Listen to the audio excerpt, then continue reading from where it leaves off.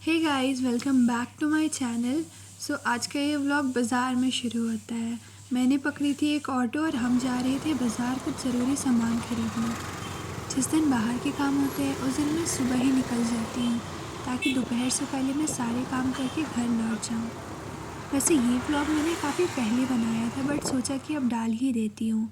ये देखिए, ये राखी के वक्त का है। उस वक्त मैंने काफ़ी खूबसूरत राखियाँ देखी थी बाज़ार में। आजकल न्यू स्टाइल के आ गए हैं जो कि आपको कलीरे की तरह लटकते हुए मिलेंगे। वो मुझे काफ़ी डिफरेंट और यूनिक लगा और ये ज़्यादा प्रिटी लग रहा था वो नॉर्मल राखीज़ के मुकाबले। वैसे काफ़ी वैरायटी थी मार्केट में राखीज़ की। बच्चों से लेकर बड़ों के लिए सबके लिए डिफरेंट टाइप्स ऑफ राखीज़ मैंने देखी।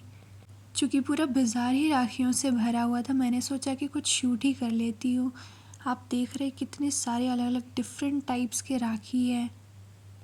फिर मम्मी के साथ मैं चली गई मार्केट में कुछ वेजिटेबल्स लेने। यहाँ पे तो आप जानते ही हमारे डोरंडा बाज़ार में सारे तरह के वेजिटेबल्स मिल जाते हैं आपको एक जगह। यहाँ पे ये बैम्बू के उन्होंने घिस कर रखे हैं, वहाँ पे कटहल के बीज थे।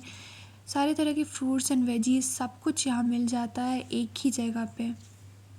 काफ़ी देर तक मार्केट घूमने के बाद हमें कुछ समझ ही नहीं आया कि हमें लेना क्या चाहिए।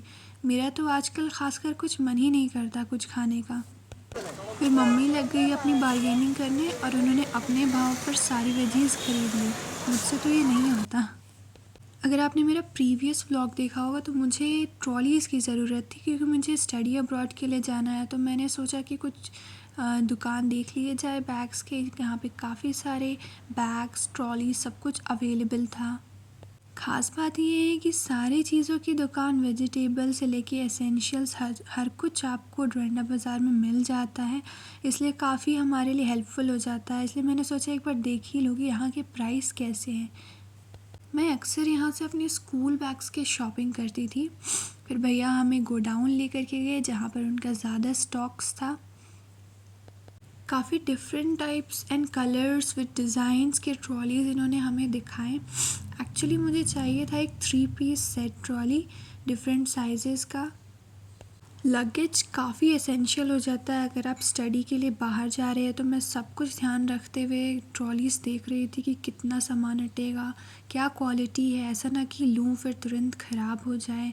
मैं यहाँ पे रेट्स देख रही थी कि कैसे rates and different companies, Aristocrat, American Tourister, Safari, मैंने सबके ट्रॉलीज़ देखे।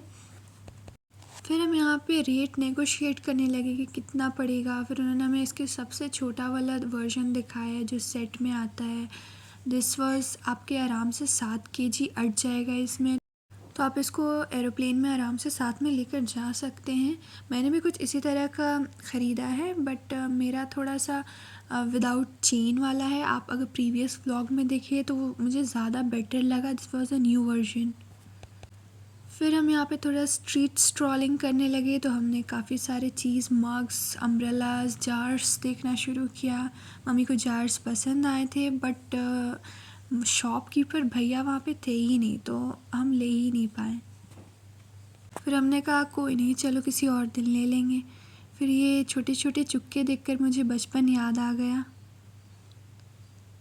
मम्मी को कुछ सामान लेना था किचन का, जो कि यहाँ पे हर चीज़ की वैरायटी मिलती है। तो हम इस शॉप पे आ गए और यहाँ पर हमने काफ़ी डिटेल में पूछा और भैया काफ़ी थोड़े से खड़ूस लग रहे थे, पता नहीं क्यों। बट मम्मी को जो चाहिए था वो उन्हें नहीं मिला। एक्चुअली उन्हें एक बूंदिया बनाने वाला इसका बड़ा वर्जन चाहिए था जो कि उनके पास शायद नहीं था, या फिर उन्होंने कहा कि नहीं आ रहा है आजकल मार्केट में, पता नहीं। बट हमें नहीं मिला। फिर हम आगे चले गए।